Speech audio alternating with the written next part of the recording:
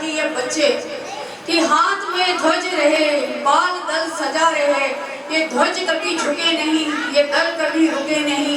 वीर तुम बड़े चलो, वीर तुम बड़े चलो।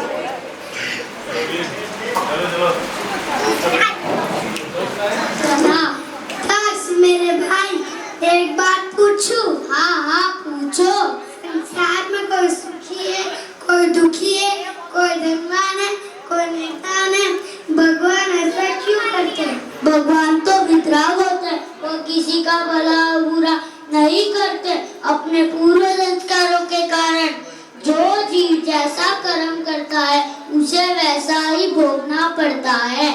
ओ ऐसा है क्या? आपने करनी का फल वाला गाना सुना है? नहीं। तो क्या आप सुनना चाहोगे? हाँ।